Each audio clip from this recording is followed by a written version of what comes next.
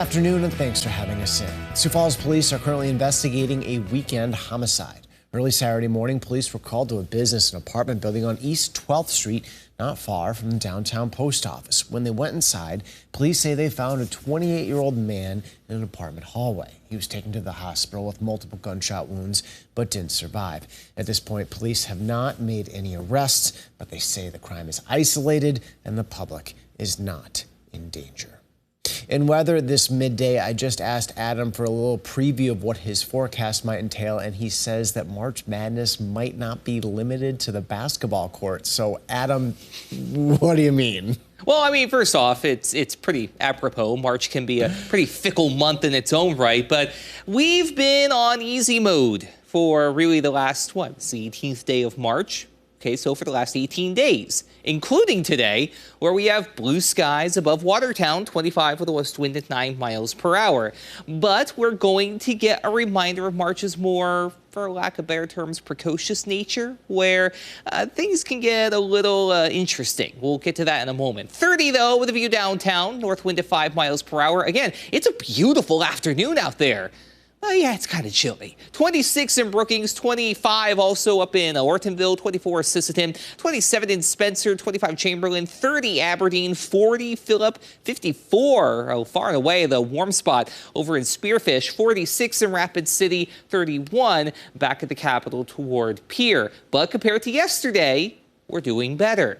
A marginal gain East River, but you notice out toward Rapid City, Custer, Spearfish, and Buffalo, it is a double-digit difference, and a double-digit difference in the right direction, especially with spring starting in a little under 36 hours, give or take. Winds are going to be a bit of a thing to watch as we go through the day. It won't be as blustery as we've seen previously, but we'll still have to deal with it as we head through the afternoon. Beyond that, you had to struggle to find anything to talk about today. There's nothing.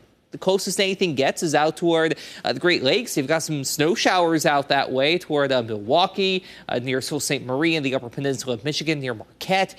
But yeah, enjoy the afternoon if you have the chance to do so. Just know that it's going to be a little cooler the farther east you go. We'll go 40s to near 50, the latter toward Yankton, Mitchell, and Wagner. And that'll be the same case up in northeastern KILOland, toward the I-29 corridor, more in the low to mid-40s. Closer to the James River Valley, 40s to either side of 50, and we're still going to have that breeze in place for the rest of the day. But once you jump over the Missouri River, that's when we really start to warm up today. How about 50s and 60s? Some of that heads eastward as we go into the day on Tuesday, to a lesser extent Wednesday. But then by the time we reach the weekend, things do come off the rails as we do keep an eye on the potential, keyword, for some interesting weather. A little bit of everything on the table. We'll go into more detail on that coming up. Sounds good. Thank you, Adam. The Eat Well Sioux Falls mobile market has expanded quite a bit since first taken to the streets in October. The truck now visits 8 different locations, including the parking lot of the Great Plains Zoo along Kiwanis Avenue. In 2022, this neighborhood became a food desert after a major grocery store closed its doors. It's just a great idea, I think. And it's good for everybody that's around here that can't get to the stores, since we have no stores close by here. In tonight's On KILOland, Lauren Solik will take a closer look at how this grocery store on wheels has grown in 6 months. In national developments, rhetoric heats up on the campaign trail. Former President Donald Trump is discussing comments he made over the weekend, and current President Joe Biden is looking to win support out west. CBS's Nicole Skanga reports from Washington.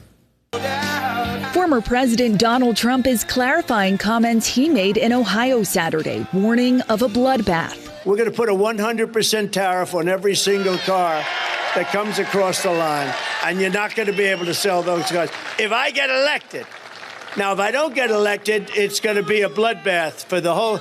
That's going to be the least of it. It's going to be a bloodbath for the country. The former president posted on his social media Monday that he was just referring to auto industry imports. But he's also drawing criticism for his characterization of migrants. These are animals, okay? Some fellow Republicans are bristling. The general tone of the speech is why many Americans continue to wonder, should President Trump be president? Former Vice President Mike Pence told CBS's Face the Nation why he won't back his former boss for president. I see him departing from the mainstream conservative agenda that has defined the Republican Party over the last 40 years. President Biden is pushing his own re-election agenda with stops out west this week in Arizona and Nevada. He holds a significant cash advantage over Trump, and his campaign is planning a $30 million ad blitz in battleground states this month. A handful of states are holding primaries on Tuesday, including Florida, where Trump will cast his ballot. Nicole Skanga, CBS News, Washington.